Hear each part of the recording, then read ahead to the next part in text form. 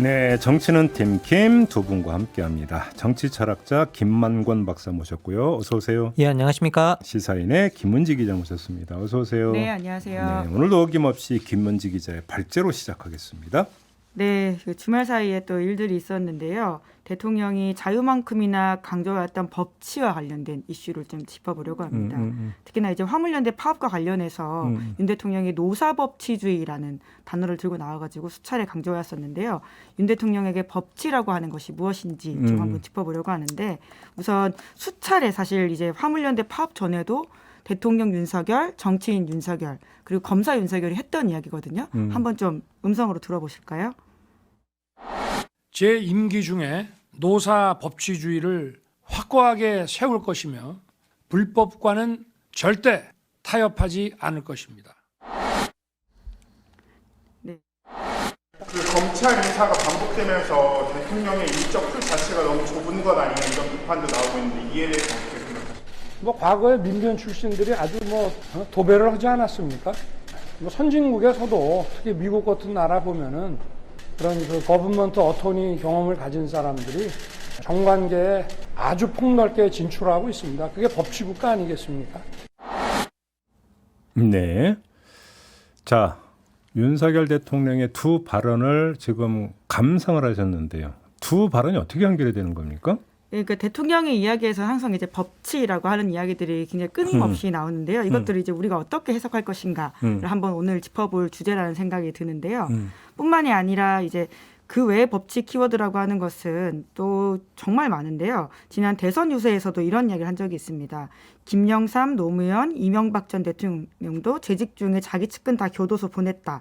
내 편 없이 처리해온 것이 자유민주주의 법치국가의 전통이다. 라는 이야기를 한 바가 있고요. 또 2021년 3월에 검찰총장 그만두기 직전에 국민일보와의 첫 인터뷰에서도 법치주의 강조하면서 이런 이야기를 한 적이 있는데요. 힘 있는 사람도 범죄 저질렀다면 똑같이 처벌하고 법을 공평하게 적용해야 된다는 것이 법치다. 라는 식의 설명을 하면서 그 법치의 핵심에 검찰이 역할을 하고 있다라는 식의 이야기들을 굉장히 많이 했습니다.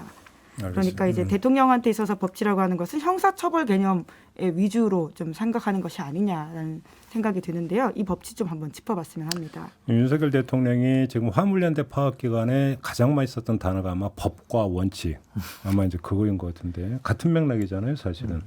그리고 사실은 저희가 이 자리에서 법치에 대해서는 참 여러 번 다룬 적이 있어요. 예, 그렇죠. 저희들이 이제 뭐 법치가 뭐고 그리고 실제 이제 이게 그 법치와 대조되는 법률주의가 뭔가 여기 대해서 몇 번 이야기를 또 드렸었는데요. 저는 사실 이게 제가 몇 번 말씀드리는 것보다 2001년에 사실 이 중앙시평에 서울대 법대에 계시던 그 박세리 교수님, 우리나라 이 보수의 대가였죠. 보수 이론의 대가였는데 이 법경제학 전공자이셨는데 이분이 정말 저는 이 교과서에 실려야 되는 저는 이게 그 뭐라고 해야 돼 칼럼이라고 생각을 하는데 법치주의와 법률주의를 구분해주는 칼럼을 정말 유명한 칼럼을 하나 썼었습니다. 근데 여기서 뭐라고 이야기하시냐면요.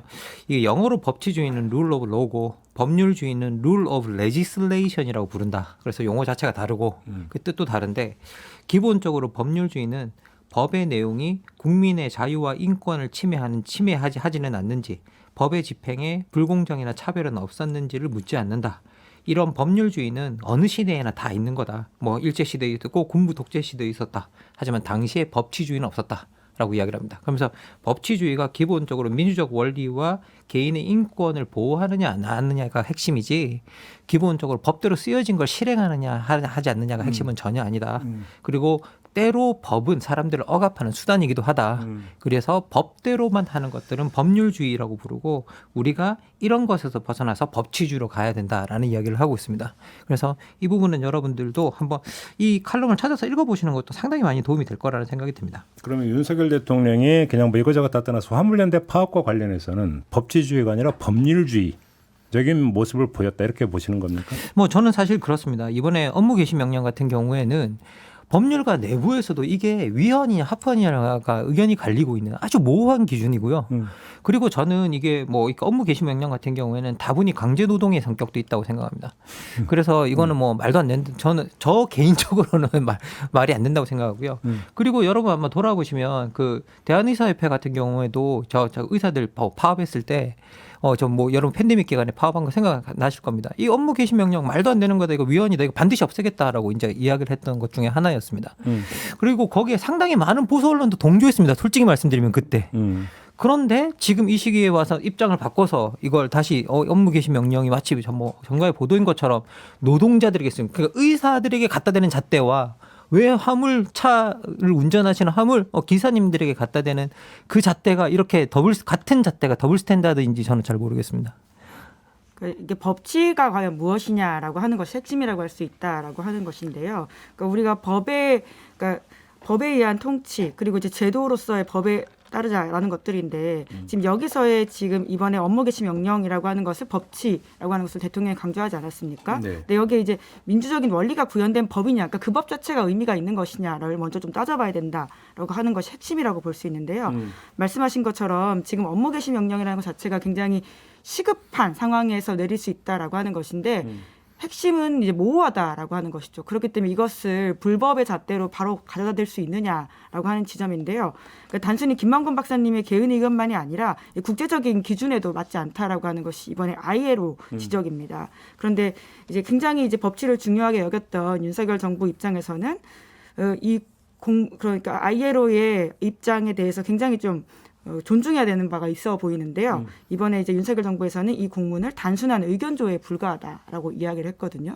이제 그런 지점에서도 아쉽다라는 생각들이 굉장히 많이 들고요. 뿐만 아니라 업무를 강제하게 한다는 측면에서 헌법 15조 직업선택 자유를 침해할 여지가 있다. 업무 개시 명령은 헌법 33조에서 규정하고 있는 근로 3권을 침해할 가능성도 엿보인다. 형벌 조항의 명확성의 원칙에 위배되는 것으로 보인다. 이 모든 것들은 말씀하신 것처럼 2020년에 의사총파업 당시에 대한의사협회 쪽에서 나왔던 입장입니다.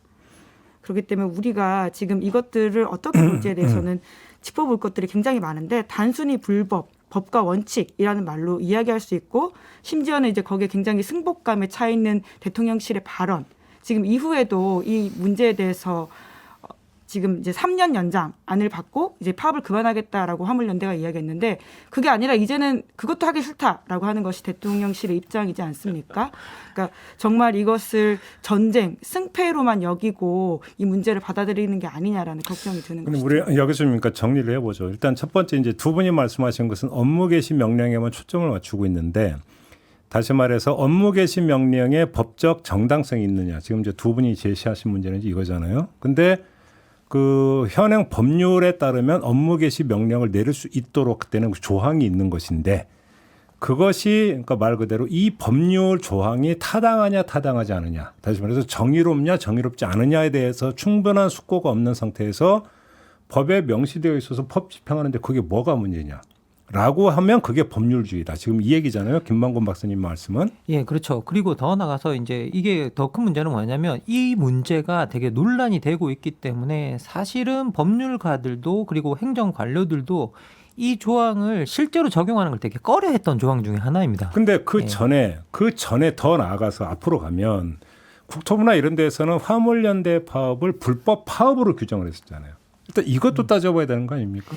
뭐 저는 이게 왜 또 불법 파업인지 잘 모르겠는데요. 이게 저는 하나 좀 묻고 싶은 게 이게 우리가 노동자들이 파업을 했을 때 기업이나 이런 데 손해를 끼칠 때 우리가 먼저 떠올리는 게 기업의 생산 수단을 점령했을 경우거든요. 점유했을 경우. 그리고 점거하고 그것을 생산 수단을 못 쓰게 하는 경우. 그런데 이번 화물연대 파업 같은 경우에는 기업의 생산 수단을 점거한 사례가 없습니다. 전혀 거기에 대해서 뭐 한 게 없고요. 그리고 쓰지 않은 건 그 화물 기사들이 소유한 자기 차입니다. 그러면 이 화물 그 기사들이 소유한 자기 차를 기업의 생산 수단으로 볼 수 있느냐가 되게 핵심이겠죠. 그런데 이게 기업의 생산 수단이 이게 화물차주가 소유한 화물차가 기업의 생산 수단이 되면 이거는 정말 우리가 알고 있는 소유 개념을 완전히 바꿔놓는 입장이 될 겁니다. 그래서 이거는 이걸 단순히 자기가 가지고 있는 자기 차를 운행하지 않았다라는 이유로 이걸 불법이다라고 말할 수 있는 건지에 대해서 이게 우리가 물어봐야 되고요. 이건 마치 치킨 가게를 가지고 있는 사람이 치킨 가게를 안 열면 불법인가? 이것과 비슷한 거죠. 저는 이게 특히 이게 월드컵 기간에 치킨 가게들이 치킨 가게 문을 열지 않았다. 그러면 이게 불법인가? 이게 우리가 물어봐야 되는 질문인 것 같습니다. 이게 유사한 질문 아닌가요, 이게? 근데 또 이제 그 과정에서 이런 얘기가 나왔죠. 아니 정부는 노동자가 아니라며 사업자라며. 근데 왜 또 불법 파업으로 규정을 하느냐. 도대체 자기 무엇을 하느냐. 이런 얘기도 사실은 나온 바가 있어요. 근데 이거저거 다 떠나서 저는 여기서 첫 번째 논점이 하나 생긴다고 보는 게 불법 파업으로 본다면 자 6월에도 파업이 있었습니다. 근데 6월에도 그러면 어떤 그 요구 사항이나 행위 양상이 똑같았어요. 요번에 파업이나 6월의 파업이나 기억하시죠? 그런데 그때는 법대로를 하질 않고 테이블에 앉아서 합의를 끌어냈어요. 근데 요번에는 법대로를 외치면서 이렇게 갔어요. 그러면 정부의 논리를 그대로 6월에 어떤 저기에 대입을 하면 정부는 그때는 법치를 안 했다는 얘기밖에 안 되는 거 아닙니까? 자기 부정 아닙니까 그게? 일단 이거부터 얘기를 해야 되는 거 아닌가요? 네, 굉장히 민망한 상황인데다가요. 게다가 이번에는 심지어 화물연대 파업을 대통령은 북핵 위협이라고 이야기를 한 바가 있고요. 뿐만 아니라 또 이상민 행정안전부 장관 같은 경우는 이태원 참사에 비유한 바가 있습니다. 둘 다 굉장히 부적절한 발언이었고요. 이 사안의 무게 그리고 본인들이 서 있는 자리가 대통령이나 이제 통치 혹은 정치하는 자리가 아니라 수사하는 검사로서 세상을 바라보는 게 아닌가라는 좀 계속 걱정이 드는 말들이 나오고 있습니다. 그런데 이제 더 지금 이제 계속 짚어야 되는 부분이 저는 이거라고 생각하는데요. 지금 이 이슈로 대통령실에서는 이제 지지율이 일정 부분 올랐다라고 판단을 하고 있거든요. 이제 그래서 앞으로의 국정 방향 기조를 어떻게 잡을 것인가라는 데 있어가지고는 굉장히 어떤 면에서 오판할 수 있다라는 걱정도 좀 드는 게 있습니다. 왜냐하면 지금 상황에서 지지율이 이제 지난주보다 2%포인트 이제 갤럽 기준이죠. 33까지 올랐다라고 하는 것인데요. 그러니까 정말 제가 이제 33을 오른 것이라는 상승이라는 상황 자체가 참 뉴노멀인 것인가 기저효과인 것인가라는 좀 걱정이 될 정도인데요. 여론조사는 추이니까. 추이. 네, 뭐 그러긴 하죠. 네. 근데 이제 결과적으로 이제 중도 확장이라고 하는 측면에서가 굉장히 중요할 텐데 지금은 이제 잃어버렸던 보수층, 특히 이제 대구 경북 60대, 70대 이상 이런 분들의 지지가 조금 더 오른 것들이 있거든요.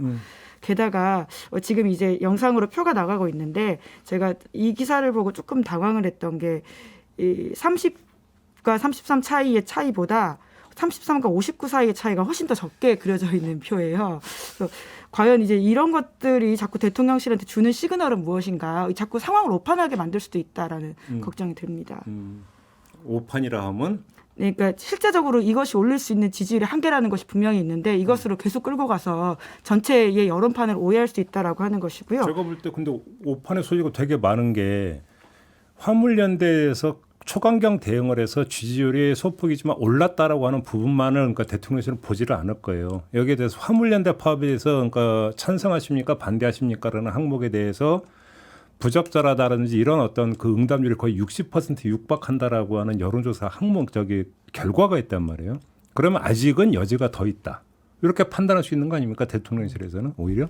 근데 이제 잘 봐야 되는 게요. 이제 같이 나온 한국갤럽 여론조사를 보면 화물연대 파업 관련된 여론조사에서 지금 정부가 노동계 파업 대응을 잘하고 있다라는 부분에 있어서는 31%입니다. 오히려 대통령 지지율보다 낮게 나왔다는 지점에서 그러니까 여론이 지금 바라는 게 굉장히 복합적인 부분들이거든요. 아무래도 경제적으로 어려운 지점들이 있고 그래서 장기화되는 파업에 대한 부담들은 분명히 있어 보입니다. 그렇다고 하더라도 이것을 몰아붙여가지고 아예 끝으로 가는 것이 아니라 적정한 타협점을 찾았으면 좋겠다라고 하는 것들이 이 종합적인 여론의 모습이기 때문에 이것들을 강경 대응으로 가서 북한, 노조 이런 것들을 계속 때리자라는 것으로 가게 될 경우에는 정말 앞으로 남은 시간에 우리 정부의 통치 혹은 정치가 걱정되는 지점들이 아니, 있고요. 이미 그쪽으로 방해 잡은 거 아닌가요? 이제 특히나 제가 지금 이번 상황에서 끝나고 대통령실의 대응들을 보고 있으면 이제 대통령실만이 아니라 이제 화물연대를 탈퇴하지 않을 경우에 더 이제 불이익을 주겠다라고 하는 그 업체들이 나오고 있지 않습니까? 그리고 대화하지 않고 끝까지 가겠다. 공정위도 지금 계속 조사를 하겠다라고 하는 것인데 윤 대통령이 이번 이슈 가지고 한 말은 아니지만 과거에 법과 관련해서 굉장히 좀 놀라운 발언을 한 적이 있습니다. 이제 법을 제대로 안 지키면 어떤 고통이 따르는지 보여줘야 된다. 이제 물론 이 이슈는 더 탐사와 관련돼 있는 한동훈 장관 이슈인데요. 물론 저는 버탐사의 그 취재가 적절하지 않았다라고 보지만은 그럼에도 불구하고 법과 관련해서 대통령이 내놓은 워딩에서 고통이란 말이 따라붙는다라고 하는 건 굉장히 위험하다 생각이 들거든요. 저는 기억이 나는 게 김문지 기자가 몸담고 있는 시사인에서 작년 연말이었던 걸로 제가 그랬는데 기획 기사를 한번 실은 적이 있죠. 경선 때 윤석열, 이재명 두 후보의 이제 워딩을 분석을 해서 제가 쓴 기사입니다. 예. 그때 이제 저는 그거 되게 인상 깊어서 이제 저도 인용한 적이 있었는데 윤석열 당시 후보가 가장 많이 썼던 단어가 뭐냐? 응징이었다. 그죠? 그게 지금 그러니까 그때는 후보였기 때문에 1000명이었지만 지금은 실행으로 가고 있는 거 아닙니까? 그러니까 법이라고 우리 근대법이라고 하는 게 가진 개념, 물론 김 박사님 훨씬 더 말씀 잘해주시겠지만 거기에 고통이란 단어가 같이 붙는다는 건 되게 위험한 형벌은 고통을 주는 거니까. 아니 뭐 사실 그건 아닙니다. 이게 형벌의 목적 자체가 되게 다른데요. 여기서 지금 말한 워딩 자체는 되게 어떻게 보면 근대법 이전의 법. 그러니까 소위 말해서 잘못을 하면 어떻게 보면 그 당시에는 아주 참혹한 이게 고통을 줬지 않습니까? 태형이나 뭐 이런 것들을 통해서 고통을 줬죠. 그리고 실제 푸코가 감시와 처벌해서 그걸 쓰고 있습니다. 그거 보면 뭐 사례 보면 뭐 살벌하죠. 예, 그 사례가 살벌하잖아요. 그래서 어떻게 뭐 이 고통을 가시적인 고통을 줌으로써 사람들에게 그 고통을 목격하게 만들고 그래서 사람들이 법을 지키게 만드는 어떤 그런 모습을 보여주는데요. 근데 실제 근대법은 그것이 목적이 아니라 실제 사람들을 교화하는 것들이 목적입니다. 그래서 실제 이제 고통을 주는 것들이 아니라 잘못한 사람이 있다면 교화해서 뭔가 다시 새로운 삶을 시작할 수 있도록 해주는 것들이 이제 목적이고요. 그리고 그 새로운 삶을 시작하는 데서 가장 중요한 건 노동력 확보였습니다. 솔직히 말씀드리면. 그런데 이게 규율 있는 노동력 확보가 목적이었던 건데요. 근데 이거는 뭐 이렇게 지금 말씀하시는 그 내용을 들여다보면 이게 노동하는 사람들에게 그걸 하지 않으면 확실한 고통이 있다라는 걸 보여주겠다라고 뭐 그런 것으로 해석할 수 있는 여지들이 있기 때문에 실제로는 이게 아주 뭐 어떻게 보면 잘못된 법률관을 가지고 있는 건 아닌가라는 생각이 좀 들고 그리고 법률가이지만 법률관 자체도 좀 한번 우리가 들여다볼 필요가 있다 이런 점에서 그런 생각이 좀 듭니다. 예. 그리고 이제 지지율 이야기 잠깐 다시 좀 하자면요. 이제 갤럽에서 나와 있는 갤럽 자체의 분석도 보면 그러니까 노조 대응을 대통령 직무평가의 반등의 전적인 요인이라고 보긴 어렵고 지난 석 달간의 연이은 비속어 발언 파문, 12구 참사 수습, MBC 등 언론 대응 관련된 공방이 잦아든 결과로 짐작된다라고 하고 있습니다. 이제 그렇기 때문에 윤석열 대통령 때 부정적인 요인들이 많이 수면 아래로 가라앉았다. 그러니까 사실 이제 말씀드렸던 것처럼 비속어 발언 파문이나 12구 참사 수습 또 MBC 이런 이야기들에 있어서의 대통령이 전면에 나서서 했던 이야기들이 이제 아무래도 부정평가의 요인이지 않았습니까? 그런데 최근에는 이제 약식 해경 같은 것들이 사라지면서 대통령이 좀 전면에 등장하지 않는 상황들이 어떤 면에서는 상대적으로 좀 안정적으로 보이는 것들이 있을 수 있다라는 해석으로 읽히는 부분이거든요. 근데 하여간 그거는 좀 해석 지점이 여러 가지가 있는 것 같아요. 그러니까 대통령 국정 수행 지지도 이제 조사에 있어서 긍정 평가하는 요인 중에 그 노조 대응. 근데 그게 1등이긴 합니다. 24%이거든요. 그러니까 그게 24%라고 하는 것은 사실 상당한 수치거든요. 그러니까 그것들도 좀 주목을 하긴 해야 된다고 좀 봐야 되는 부분이 있겠죠. 근데 문제는 그거를 긍정 요인으로 판단한 층이 어디냐. 이게 그렇죠. 중요한 것이겠죠. 실제로 우리가 뭐 그 자료들을 들여다보면 그걸 긍정 요인으로 판단한 층들은 주로 보수층에 몰려 있고요. 실제 중도층 같은 경우에는 지지율보다 낮은 어떤 비율들이 32% 정도가 지지를 하고 있는 걸 실제로 볼 수 있습니다. 갤럽 조사를 보면. 그래서 우리가 이 안에 그리고 더 들여다보면 우리가 이걸 잘하고 있느냐, 지금 노조의 대응을 잘하고 있느냐를 보면 아까도 이제 김민지 기자님께서 말씀해 주셨지만 지지율보다 실제로 낮습니다. 31%. 정도인 걸 볼 수 있고요. 그래서 우리가 뭔가 착시 효과가 아닌가라는 생각이 좀 많이 들고 그리고 이제 저는 조금 더 안타까운 게 뭐냐라고 하면 야, 이 2% 3% 그 어떻게 보면 거의 계속 낮아 보이는 건데 이것도 뭐 높은 것도 아니고 2% 3%를 높이기 위해서 어떻게 보면 그 하나의 어떤 노동 뭐라고 해야 될까? 우리가 노동에 관해서 우리가 가지고 있는 어떤 국가의 정책 자체가 저는 상당히 폭력적으로 변하고 있다는 생각이 듭니다. 법치를 앞세운 폭력이라고 저는 생각이 조금 드는데요. 근본적으로 우리가 문제가 생겼을 때는 먼저 나서서 협상을 하고 그 협상 테이블에서 문제를 해결하려는 노력을 하는 것들이 정치의 역할입니다. 그리고 언제나 말씀드리지만 법은 마지막 수단인데 법을 마치 뭐 문제를 해결하는 만능 수단처럼 쓰고 있어서 저는 이게 근본적으로 어떻게 보면 되게 관료적인 어떤 그 행정주의가 정치를 삼키고 있는 어떤 그런 현상에 가깝다라는 또 그런 생각도 듭니다. 예. 네, 이제 근데 갤럽 보면 지난주에 비해서 중도가 약간 오른 건 맞긴 맞거든요. 그래서 어떤 추세상은 분명히 그런 것들이 있는데요. 근데 중도 보수 따질 것 없이 그러니까 아마 대통령실이 지향하는 바는 이거라고 생각을 해요. 그러니까 대통령 선거에서 윤석열 후보를 지지했던 층들을 어떻게 복원해낼 것인가. 결국은 이게 이제 그 대통령실 입장에서는 지상과제라고 봐야 되지 않겠습니까? 결국은. 근데 여기서 근데 윤석열 대통령의 지지율 추이를 보면은 그럼 떨어져 나갔던 층이 어디냐? 거기서 중도층과 그다음에 이른바 합리적 보수층. 예를 들어서 이제 국정농단 과정에서 이제 했던 나왔던 어떤 표현을 보면은 집 나간 탈박들이라고 하는 국정농단 과정에서 전통적으로 박근혜 당시 대통령이나 지금의 국민의힘을 지지했는데 도저히 이건 아니다. 라고 해가지고 떨어져 나갔던 사람들. 그래서 돌아오라 이런 얘기가 많이 나왔던 거잖아요. 결국 이들을 어떻게 다시 유턴시키느냐. 모든 게 여기에 이제 초점이 맞춰져 있는 것 같아요. 그런 점에서. 고고고. 그래서 저는 중요하기도 보는 게 이제 그런 지적을 많이 하잖아요. 법치를 앞세우면서 정치를 실종시켜 버렸다. 이런 이야기. 근데 우리가 제가 아까 6월 얘기를 했던 게 뭐냐면 6월 파업 때는 사실은 정치력을 일정하게 발휘했다고 볼 수 있죠. 지금 어떤 나오는 지적을 그대로 어떤 대입을 한다면 정치에서 법치로 넘어간 거잖아요. 그러니까 지금 윤석열 정부가 왜 그랬느냐 사실 이게 중요한 거 아니겠어요? 왜 그랬느냐 이것들이 지금 그러니까 김문지 기자가 이제 그래서 이제 지지율 추이를 이야기하는 이유가 그 동기. 그러니까 이렇게 강경 법치라고 하는 명분을 앞세운 강경 대응의 동기가 결국은 지지율 회복이라고 하는 이런 또 다른 정치적 요인 때문 아니냐. 바로 이제 이 점을 좀 이제 분석을 해주신 것 같은데요. 근데 잘 보면 자꾸 기시감이 드는 게 있어요. 지금 윤석열 정부를 보다 보면 이 그 걷는 걸음걸이를 보다 보면 되게 기시감이 드는 게 이명박 정부 때하고 되게 비슷하게 걸어가고 있다는 생각.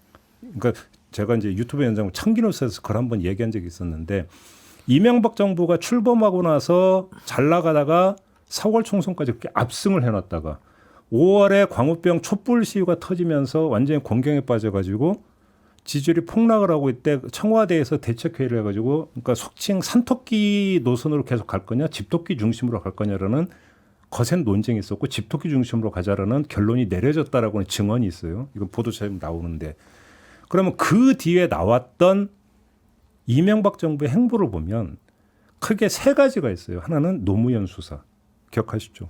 용산 참사 그다음에 민간인 불법 사찰 김종익 사건. 그러니까 정치와 사회 부문을 동시에 때려버리는 양상이 나타나요. 그런데 그게 지금 이 윤석열 정부에서 나타나는 궤적과 거의 똑같다라는 생각 안 드세요? 이게? 그거 뭐냐면 그때의 노무현 수사가 지금 정확히 뭘로 가 있습니까? 이재명 플러스 문재인 정권 수사로 지금 가고 있어요. 그다음에 사회를 때리는 부분들에서 지금 뭐가 나타납니까? 첫 번째로 나타나는 게 지금 화물연대 파업이라는 거죠. 그러니까 뭐냐면 법이라고 하는 명분을 앞세워서 나타나는 초강경 대응. 그래서 우리의 색깔은 이거다라는 걸 또 확실하게 어필해 들어가는 전략. 그것이 지금 보수층이든 중도층이든 대선 때 나를 지지했던 층의 복원 쪽으로 어떤 염두에 두면서 이쪽으로 내달리고 있는 현상들. 이제 발동건 거 아니냐. 이런 분석이 가능하지 않겠습니까? 네, 결론적으로 이제 그 상황들이 어떻게 보면 한국 정치를 굉장히 불행하게 만들었다. 바로 그거죠. 예, 바로 특히 그거죠. 노무현 네. 대통령 수사는 결과적으로 한국 정치의 양극화를 굉장히 부추기게 되는. 왜냐하면 감정적으로 서로 함께할 수 없는 아주 충격적인 그렇죠. 사건이었거든요. 그때부터 서로 지금 굉장히 뭐라고 할까요? 정치할 수 없게 만들어버리는, 대화할 수 없게 만들어버리는 시점이었기 때문에 그렇게 가는 것은 정말 아주 자잘한 통치의 기술일 수는 있어도요. 정치에선 다시는 반복되어서는 안 되는 지금 일이라고 윤석열 생각합니다. 대통령을 애워싸고 있는 면면들 한번 잘 보세요. 그런 점에서. 그 기시감이라고 하는 것들이 왜 들게 만드는가를 보는 요인 중에 하나가 또 애워싸고 있는 인물 그룹들이 어떻게 되느냐. 이거하고도 연결이 돼 있다고 봐야 되는 거 아니겠습니까? 저는 그런 점에서 아무튼 지금 제가 드리는 말씀은 화물연대 파업 하나로 끝날 성질의 문제가 아닌 것 같다는 거예요. 흐름이. 이게. 뭐 이게 그 듣다 보니까 갑자기 이제 정치는 적과 동지의 구분이다라는 생각이 뭐 이 그 정치적인 것을 이야기했던 이제 슈미트의 말도 떠오르는데요. 실제로 이제 뭐 우리 내부를 강화하는 방식이 외부의 적을 확고히 하는 거죠. 그리고 외부의 적을 때리는 방식으로 내부의 결속력을 이제 높여가는 것들이 어떻게 보면 그 가장 어떤 뭐라고 해야 될까요? 그 자기 집단 내부의 결속력 높이는 가장 좋은 방식으로 이제 이야기가 되고 있고 실제로 우리가 그런 것들을 많이 쓰고 있고요. 그리고 뭐 어떻게 보면 그런데 문제는 뭐냐면 그 이론들을 다 따라가다 보면 그 이론을 말했던 슈미트 자체도 뭐라고 이야기하냐면 이 적과 동지의 구분이 결국에는 내전에 이르게 된다라는 이야기를 하고 있어요. 그러니까 이 내전이라는 것들이 단순히 우리가 물리적 전쟁을 이야기하는 것들이 아니라 우리가 어떤 정치적으로 경쟁자들을 제거해야 되는 대상들로 여기게 만들게 되고 그리고 실질적으로도 물리적으로도 그런 것들 제거하는 일들이 일어날 수 있다라고 이야기를 하고 있거든요. 그래서 근데 저는 이제 그런 일들이 아까 말씀드린 이제 여러 가지 우리가 이명박 정권 때 목격했던 일들이고 그리고 그걸 목격하면서 그 반대쪽에서는 어떤 생각을 하게 되느냐 거기서도 또 정치적 적대가 나타나게 되는 거죠. 왜 이런 일을 한다고 하면 우린 도저히 이 집단과 같이 갈 수 없다. 라는 이제 생각을 하게 되는 거죠. 근데 그런 패턴 자체가 여기서 반복된다고 생각을 한다면 저는 상당히 이게 한국 정치에 있어서 불행한 일이 될 것이라는 생각이 자꾸 들고요. 그리고 우리가 지금 현재 사실 돌이켜보면 사회적으로 정치적 적대가 너무 높아져 있는 상황이잖아요. 그리고 이게 뭐 우리가 최근에 제가 조사한 걸 보니까 아직도 저희들이 가장 많이 쓰는 용어 중에 하나가 뭐냐면 친일, 종북이에요. 그리고 그걸 가지고 서로 비하하는 용어로 계속 쓰고 있고요. 그리고 뭐 이번에도 뭐 마찬가지지만 여러분 이게 파업인데 이게 뭐 여기 파업 기사 뒤져보시면 종북이다, 뭐 북핵이다, 뭐 이런 것들이 엄청나게 등장하고 있어요. 실제로. 그러면 이런 말도 안 되는 일들을 우리가 이념적으로 연결시키면서 이렇게 편가르기를 하고 서로 적대감을 부추기는 일들이 계속 일어나고 있는데 이런 방식으로 정치가 간다라는 건 정말 큰 문제라는 생각이 자꾸 들고요. 그리고 뭐가 이제는 우리가 좀 이제 화해를 좀 했으면 좋겠다. 이제 뭔가 그런 어떤 작업이 들어가야 되는데 그 화해 작업은 법이 할 수 있는 일이 아니라 정치가 할 수 있는 일이다라는 걸 계속 좀 말씀드리고 싶습니다. 화해의 여지가 지금 현재로서는 전혀 전혀 없는 거 없어요. 아니에요? 저는 오히려 그러니까. 더 심하게 내달리는 거 아닌가요?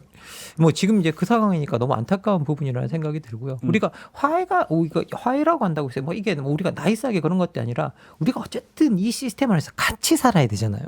그럼 이 시스템 안에서 같이 살아야 되는 사람들로서 뭔가 우리가 손잡을 수 있는 맞잡을 수 있는 지점이 있어야 되는데 이 모든 것들이 적대적인 어떤 그런 것들로 다 요소로 변해 있어서 우리가 과연 그런 일을 진짜 우리가 할 수 있는지 저는 어떻게 보면 대한민국이 지금 하나의 나라 안에 두 개의 다른 나라가 존재하는 건 아닌가라는 생각이 좀 들 때도 있습니다. 근데 저는 좀 개인적으로 우려스럽게 보는 게 그 화물연대 파업을 단건으로 보면 안 된다고 보는 게 지금 드렸던 그 차원하는 흐름으로 놓고 본다면 이제 이게 그 시작을 알리는 서막에 불과하다, 신호탄에 불과하다는 점에서 하나 중요한 거. 또 한 가지는 어떤 점이 있냐면 뭐 김만고 박사는 더 잘 아시겠지만 되게 먹고 살기가 힘들 때 경제적으로 되게 그러니까 불황의 어떤 국면에 있을 때 대중운동이 어떻게 나타나고 정치가 어떻게 움직이는가를 보면은 오히려 그것이 보수화를 작동해 들어간 하나의 뭐냐면 상황을 만들어내거든요.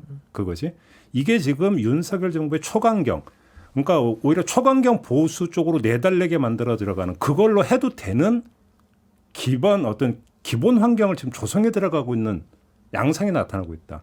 이게 그러면 내년에 어떤 그 먹고 사는 문제가 더 심각해질 거라고 다들 예상하는 부분에 있어서 여기서 이것이 뭐냐면 대중운동을 더 옥죄해 버리면서 정치에 대한 그다음에 특히 정권에 대한 어떤 비판 내지 저항 이런 여지를 좁혀버리고 만약에 그런 게 나타나 버리면 생존 논리를 자극해드리면서 더 때려버리는 양상이 되면서 지금의 이 기조가 더 심해질 수가 있다는 거거든요. 환경도 그러니까 지금 그렇게 조성이 되고 있다. 그리고 대통령실이 정말 이것까지 보면서 지금 행보를 놓는지는 잘 모르겠으나 지켜보는 입장에서는 이것도 상당히 중요한 이유로 그러니까 작용을 하고 앞으로 더 심해질 수도 있다. 이것도 좀 놓치면 안 될 것 같아요. 제가 볼 때. 전 정말 여기에 이런 거에 너무 심취하게 되면 실제 여러분 우리가 경제가 너무 어렵고 힘들지 않습니까? 그러면 이게 사실 정부의 역할이라는 건 우리가 이런 것들을 어떻게 타개해 나가고 어떻게 하겠다라는 구체적인 플랜을 보여줘야 되는데 실제 여러분들 중에 이 방송을 뭐 보시는 분들 중에 그런 플랜을 보신 적이 있고 그렇게 명확하게 그런 걸 들은 적이 있는 분이 있는지는 저는 잘 모르겠습니다. 그래서 우리가 명확하게 이런 상황을 어떻게 타개해 나갈 것인가에 대한 그런 관심보다는 오히려 그 반대쪽에서 우리를 분열시키고 우리를 더 적대하게 만드는 이쪽으로 우리가 관심을 끌어가고 있는 그런 상황인데요. 그래서 우리가 진짜 필요한 요소들에 대해서 이야기하지 못하게 만들고 집중하지 못하게 만드는 그런 일들이 저는 일어나고 있다는 생각이 좀 듭니다. 그래서 이런 적대 바깥으로 좀 나갈 수 있는 어떤 그런 탈출구를 찾아야 되는데 그 탈출구는 누차 말씀드리지만 그게 정치의 역할인데 정치가 대통령실 자체는 그 정치를 할 생각이 없고 의회도 대통령실의 역량 아래서 그리고 어떻게 보면 그 반박 아래서 그것들을 정치를 통해서 뭔가 그 탈출구를 찾으려고 하는 노력을 보이지 않는다라는 점에서 좀 안타까운 지점이 있습니다. 근데 바로 그 정치가 아니라 정권이 탈출구를 찾기 위해서 정치 갈등을 더 조장하는 부분이 있는 거죠. 정권의 위기를 탈출하기 위해서 정치 갈등을 더 조장한다. 이게 이른바 정치 공학 아니겠습니까? 그게 단기적으로는 통할 텐데요. 결과적으로는 바로 심판받는 길이죠. 그렇죠. 예. 그렇죠. 그게 이제 어떤 그 우리가 이제 외신이나 이런 걸 통해서 이제 보는 게 항상 이제 저는 외신보다 보면 이제 다른 나라 선거 결과 이런 것들이 나오잖아요. 근데 선거 결과는 항상 분석이 똑같던데요. 결국은 먹고 사는 문제더라. 다 그렇게 나오는 거 아닙니까? 이렇게 놓고 본다면. 그런데 그 문제는 이것이 지금 그 놓고 있는 행보가 제가 볼 때는 단기 처방일 뿐이다라는 거죠. 단기 처방. 그러니까 단기 처방일 수밖에 없는 게 또 근데 여기에 지금 집중할 수밖에 없는 게 너무 단기적으로 지지율이 빠져버렸다는 이유 때문에 너무 단기에 지지율이 빠져버리기 때문에 단기 처방에 급급할 수 없는 상황으로 내몰려 버렸다. 윤석열 정부가 그리고 윤석열 대통령이. 그런데 이번에 한번 효과를 봤다. 효과를 봤다면 어떻게 되겠습니까? 더 달릴 것이다. 이렇게 봐야 되는 거 아닌가요? 그리고 그 더 달리는 것들을 자기 정당화하는 유일한 명분이 이른바 법치일 것이다. 이렇게 되는 거잖아요. 정리를 하자면. 문제는 이게 과연 이제 제동이 걸릴 수 있는 것이냐. 근데 제가 볼 때는 제동이 걸릴 여지가 여권 안에서는 별로 보이지 않는다라고 하는 게 지금 문제인 것이죠. 알겠습니다.